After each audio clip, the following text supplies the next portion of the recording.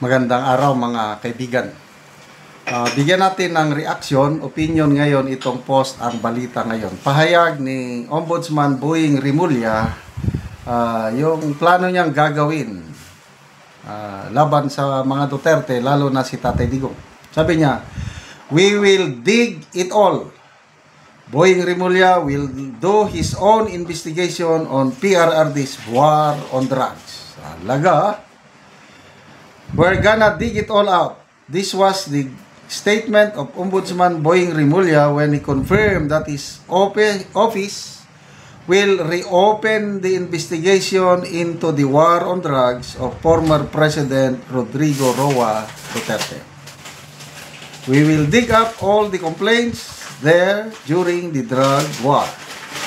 But alongside his declaration, many have criticized why Rimulya seems energetic in raising old issues and seems to question whether it's a distraction to the billion-peso corruption in flood control projects that are hotly guarded by the public.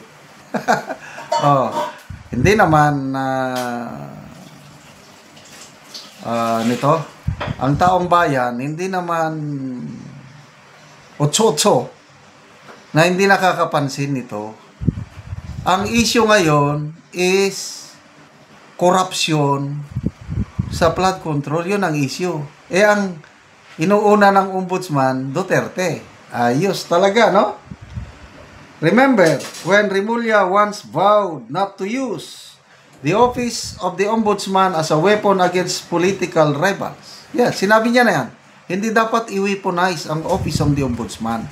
Dapat maging patas tayo. So, patas. Didigapin niya ang lahat ng complaints ng drug war. Patas. Ano yan? Bubulongkatin niya o sisiyahan niya. Imbestigahan niya ang salin ni BP Sara. Iimbestigahan niya ang yung paggamit ng kanyang confidential funds.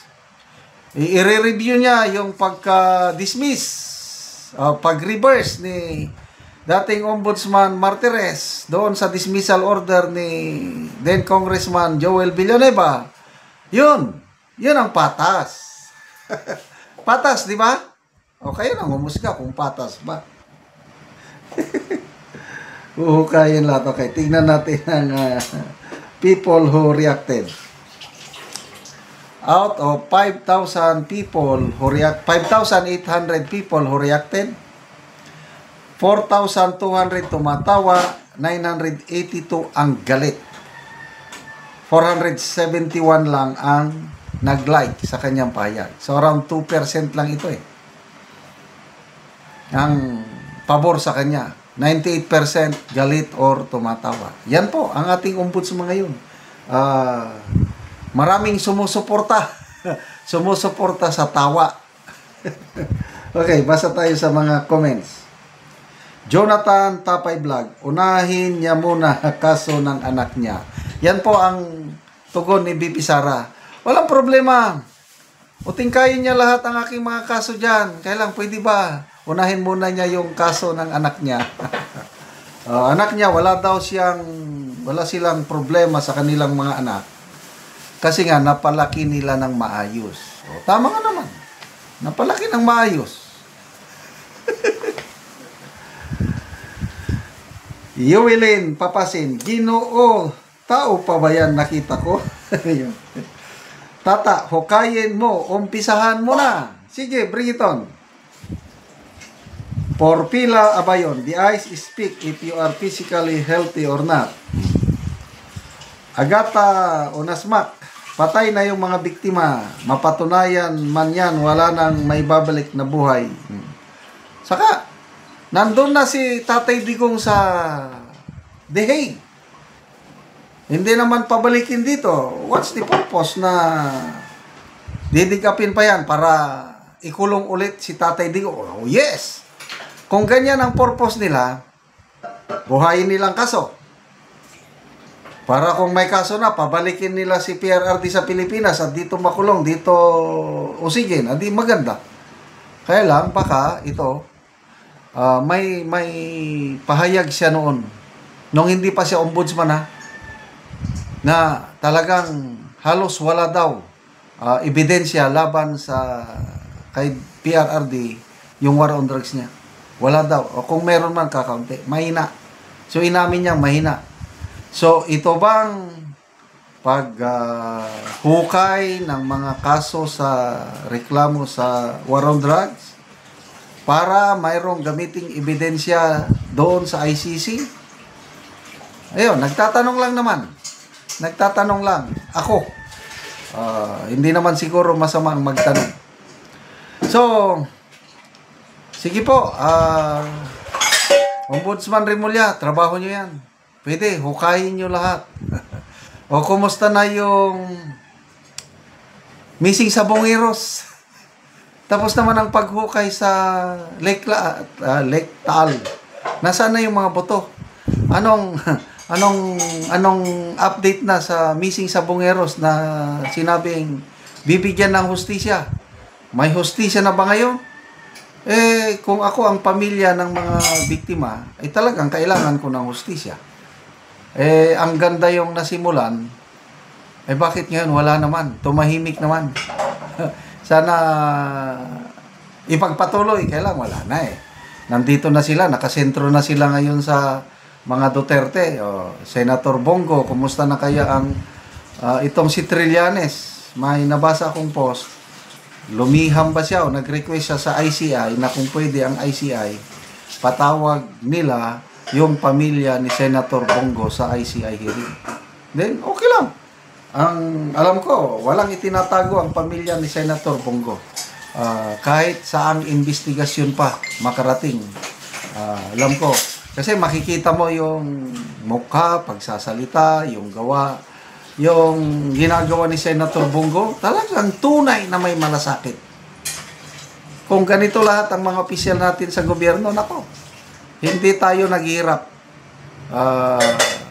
Napakadaming taong natulungan itong malasakit center ni Senator Bongo. Kaya natatakot sila sa kanya dahil siyang pinakamalakas na vice presidential candidate. O paano yan? 2028. President Inday Sara, Vice President Bongo. Paano ngayon? Kaya natataranta na sila ngayon. Okay, salamat mga kaibigan sa inyong pagsubaybay sa ating channel. Nakakatulong kayo ng malaki sa excuse me. Makalaki sa tribong Talandig ng Bukidnon dahil ang income natin sa channel na ito, pantulong ito sa tribo. Namimigay tayo ng mga libreng yero at pako para makapagpatayo ang tribo ng mas maayos na tirahan. Panoorin niyo ang video na ito. Muna ni ang natagaan mo og yero. Karon mo na ni ang itsura sa balay ni Kuya sa tagaan mo og yero nga mga tanilbag lang. May ang kuan niya yang balay. Ang ilang atop nga mga silupin lang ug mga trapal ug mga tanilbag.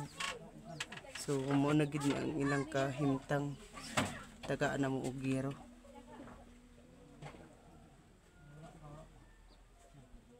Ibutangan lang gani og mga kahoy ba ang inyong balay tungod sa ilang kahimtang ang ani lang, so tagaan mo sila giro para nga makatop sila. Karon niya pila na gyud ka tuig nga nagantos mo nga ani lang mga silupin lang gyud nga ang inyong atop. Tulo na ka tuig. So wala gyud mo sukadya nga nakagbalay gyud og yero. Wala gyud. So silupin ra gyud. So asa man sa dinhi niya gikuha nga silupin lang nga inyong giatop? Sa talakag niya among gikuha. Di sa dulan. Inyong gipampunit. So inyong gihimudan nga atop. So asa man karon niya imong asawa? Sa Rayon. Merayon. So ikaw lang sa dire. Pila na kabuok imong anak ya? Isa. Isa pa kabuok. So pila na daya imong edad? 27. 27 ka na. So mana ni ang ilang balay ni Kuya.